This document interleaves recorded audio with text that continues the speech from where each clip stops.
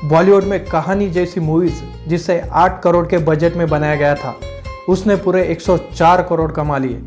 फिर अगर हम बात करें बधाई हो मूवीज की, जिसे 30 करोड़ के बजट में बनाया गया था, उसने कमाए करीब 132 करोड़ रुपए।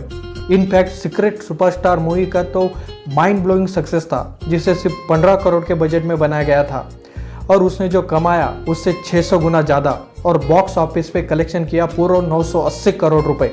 चलिए, ये तो वो मूवीज़ है जो लोगों को भी पसंद आई और हिट भी हुई, लेकिन उन मूवीज़ का क्या जो लोगों को बिल्कुल भी पसंद नहीं आई फिर भी फाइनेंशियली हिट हुई। आज से करीब 5 साल पहले सलमान खान की एक फिल्म आई थी रेस 3। इस फिल्म को बहुत ही निगेटिव रिस्पांस मिला था ऑडियंस से भी और क्रिटिक्स से भी। आज के दिन इस फिल्म को बहुत ही बड़ी डिजास्टर कंसिडर किया जाता है, लेकिन क्या आप जानते हैं कि इसके बावजूद भी ये फिल्म एक फाइनेंशियल हिट रही थी। 180 करोड़ बजट में बनी इस फिल्म ने बॉक्स ऑफिस पर 300 करोड़ प्लस की कमाई की थी। 1970 में एक फिल्म थी मेरा नाम जोकर, शायद आप सब ने इसका नाम सुना होगा। इसके director, actor, producer Raj Kapoor साहब थे। ये अपनी ज़माने की one of the best film में से एक थी, लेकिन फिर भी इस फिल्म ने इतने पैसे गंवाए कि राज कपूर साहब फाइनेंशियल क्राइसिस में चले गए थे। तो ऐसा क्यों है कि कोई हिट फिल्म किसी के लिए फाइनेंशियली फ्लॉप रहती है और कोई फ्लॉप फिल्म भी किसी के लिए फाइनेंशियली हिट रहती है? चलिए जानने की कोशिश करते हैं कि मूवीज़ पैसा कैसे कमाती है, क्या है बॉलीवुड का बिजनेस मॉडल इस वीडियो में।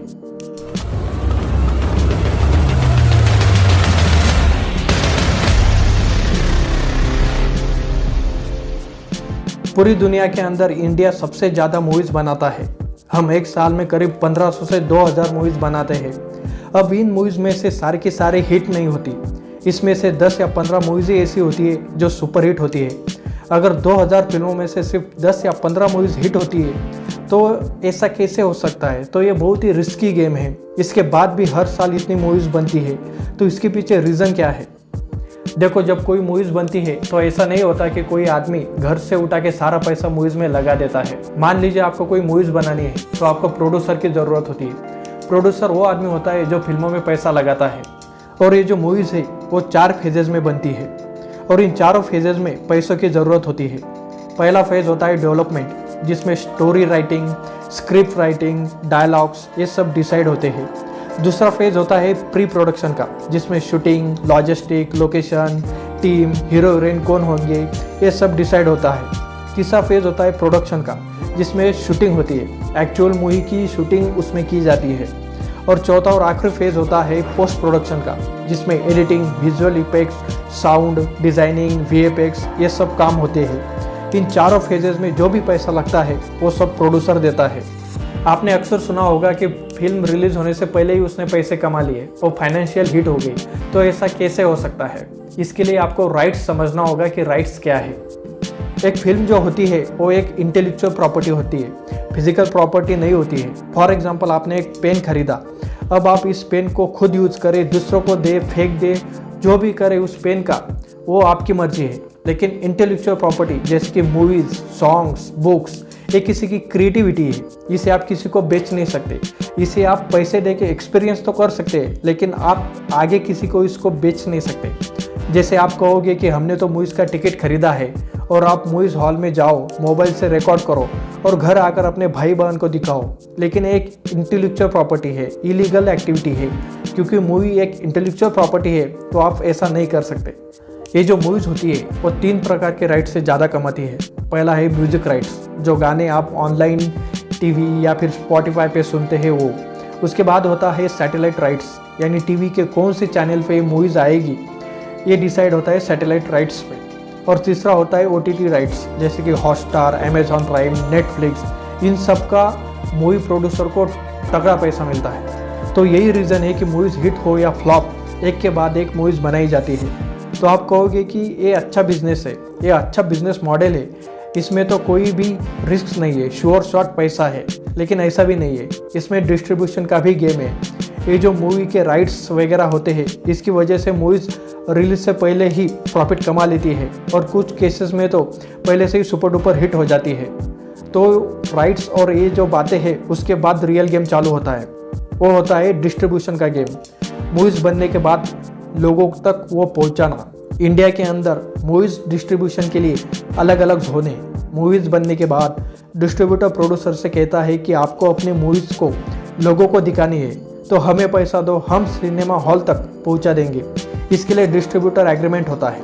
लेकिन ऐसा नहीं है कि कोई भी वीडियो या मूवीज़ बना के डिस्ट्रीब्यूटर्स के पास पहुंच जाए तो ये लोग हॉल में आपकी मूवी चलवा देंगे। ये इस फिल्म को लगवाना चाहते हैं जो ज़्यादा दिन तक सिनेमा हॉल में टिके और ज़्यादा लोग देखने आए, क्योंकि तभी ये लोग पैसा कमा पाएंगे।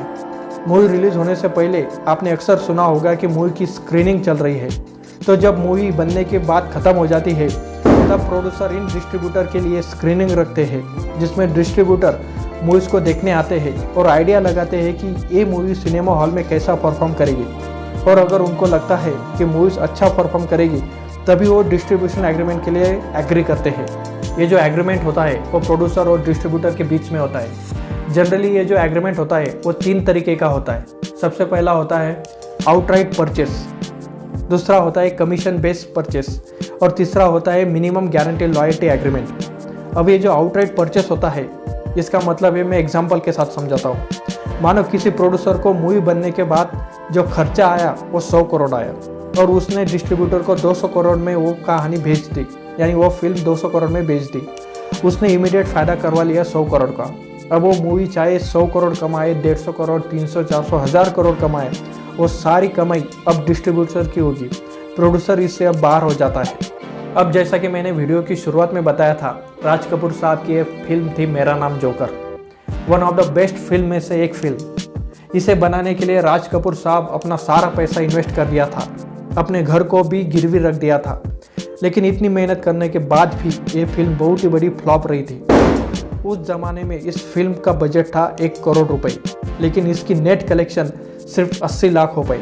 तो इस लॉस को कवर करने के लिए राज कपूर साहब ने डिसाइड किया कि वो इस फिल्म को डिस्ट्रीब्यूटर राइट जो है वो बेच देंगे देश के बाहर।